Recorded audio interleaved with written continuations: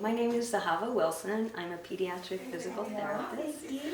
I graduated in 1990 from physical therapy school, and I was working for a while, and I had a child in my practice who had severe disabilities. She had microcephaly, so part of her brain was missing. She had cortical blindness, cerebral palsy, so that is an injury to the brain that impairs movement.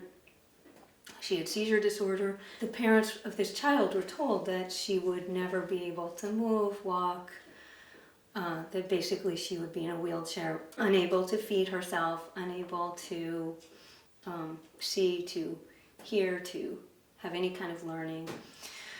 At the time, I was also a Feldenkrais practitioner, but I wasn't doing that with the children.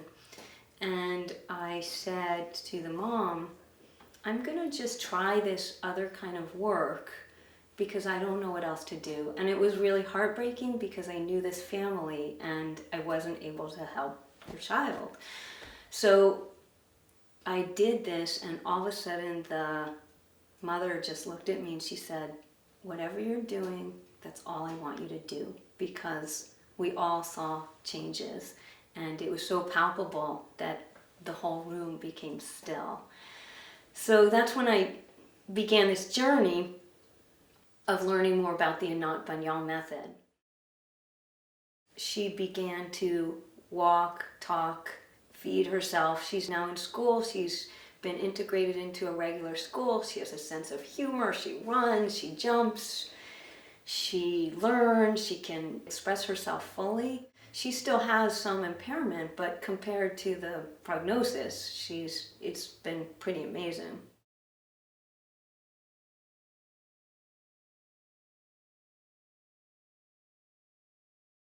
I started working with Anat Baniel directly and learning the method. I found it was so effective. That's what I do now.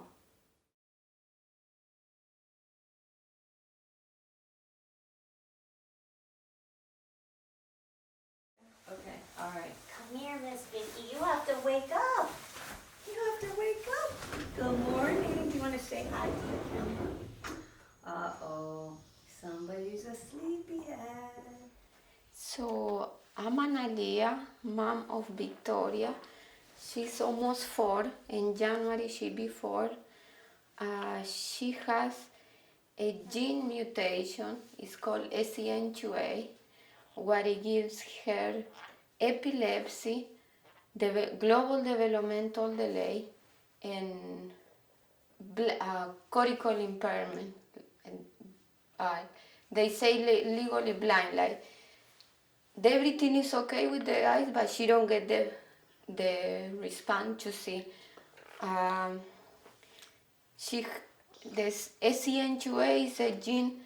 It can be mild or severe. She have the severe one where it prevents her from walking, talking, eating, seeing.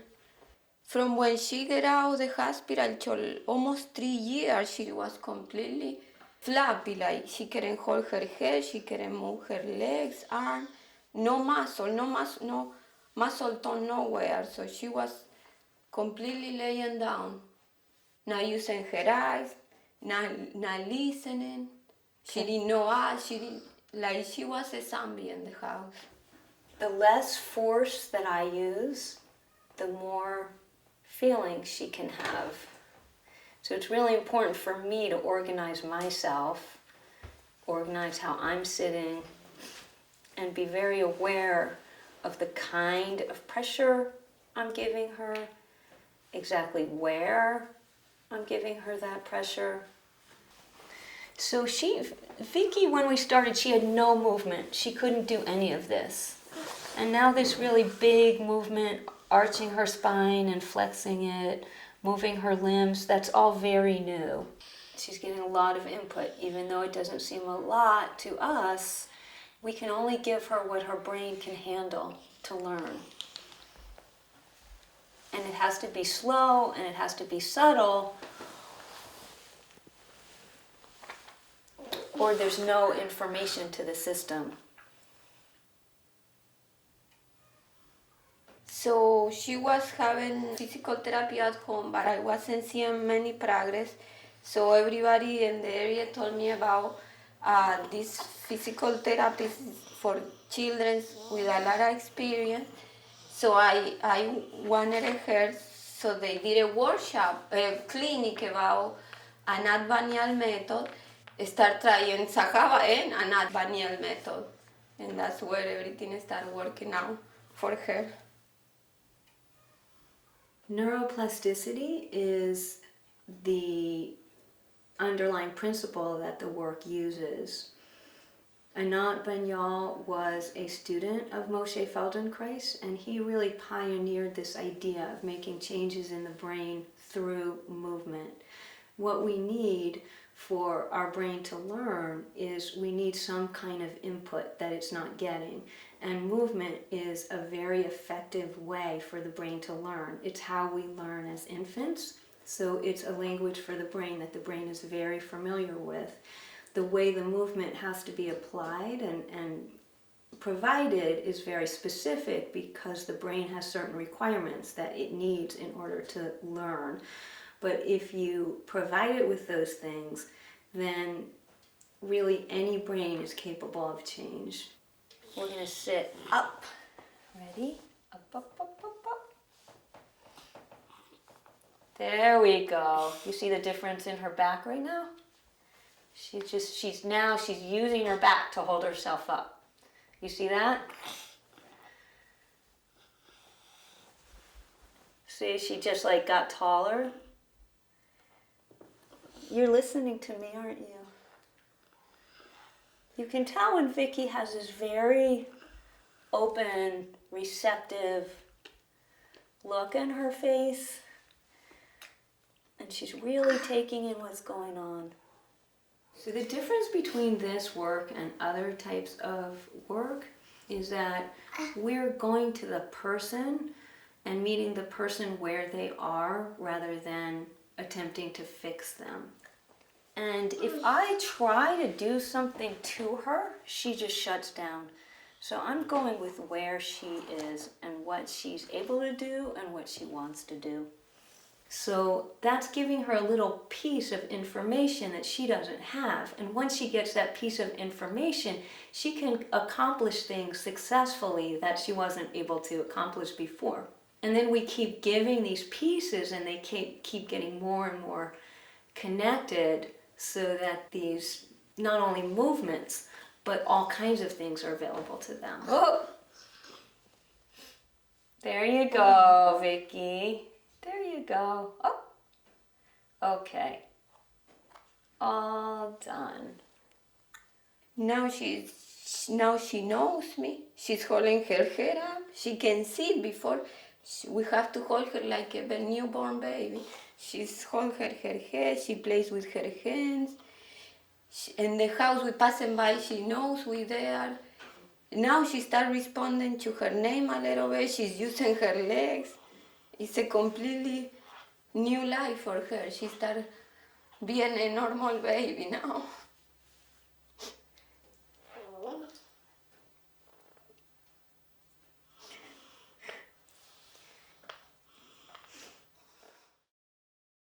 So this is Mabel. Mabel is a little girl who gets a lot of seizures, and we don't really know how much that affects her progress. It's pretty clear that it does. She does lose some progress when she has a lot of seizures, but she also does remarkably well considering.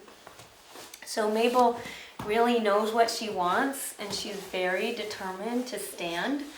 So there are some pieces that still need to come together for her before she's able to stand and walk. When I work with Mabel, she likes to, as you can see, she likes to move around a lot. So that's really the challenge with her, is not stopping and forcing her to do stuff.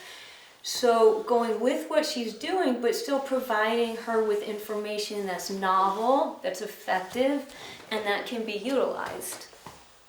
Mabel's 4.5. She doesn't walk yet. We think that she will.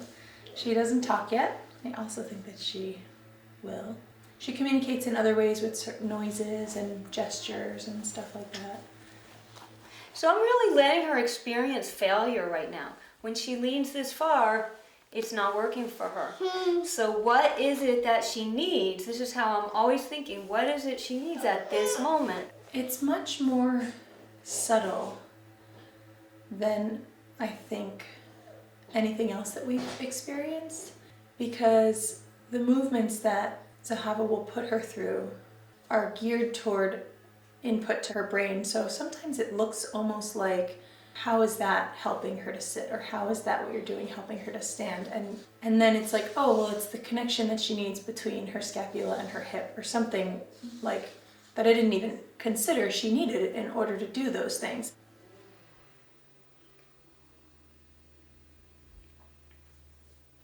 I feel like other approaches did to her things, and I feel like what Zahava does is shows her how to do it, shows her body how to do it, and that then clearly inputs to her brain about how, like, so then her brain knows how to do it.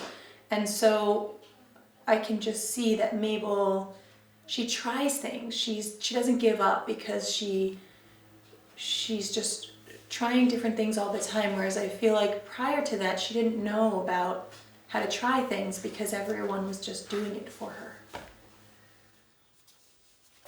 There we go. Okay, so, all right, and come back down. Kaboom. Okay, so to learn how to stand up, it's often very effective to learn how to fall down. So that was an example of that, her coming back down. And the other thing that just happened was that when she wasn't putting her foot down on the floor, I didn't take her foot and place it there. I just waited for her to figure it out, and eventually she got her foot there where it needed to go, and then she was able to stand. So I have a big sign in my kitchen that I made when we started therapy with you, and it says, every time you do something for her, you take away her opportunity to learn. And that is kind of like what I really try to focus on with Mabel. So right now Mabel is just really taking in the information she's getting. And often you will see this with a child, that they're just calm and sort of listening with their body. And then you really know something is going in, something is occurring in her brain. We don't really know exactly what changes are being made, but we know that there's learning there. Because it's improving the way the brain organizes us, it can be used for children who have brain injuries or who have some kind of genetic issue, or it can be used for adults who have an injury, or a musician who wants to improve the way they play music. Because it's really about the brain enabling us to do whatever we need to do better. So one of the things that I love about this work is that there's so much joy. The kids get happy because they're learning in a way that makes sense to them, and that's really what kids are meant to do, is learn and play and grow. And the parents are happy because their kids are happy. One of the other things that is really great is that a lot of these concepts can be used by parents and family members and caregivers at home or in their own environment. Once you understand what the brain needs to learn, then you can really utilize those things on your own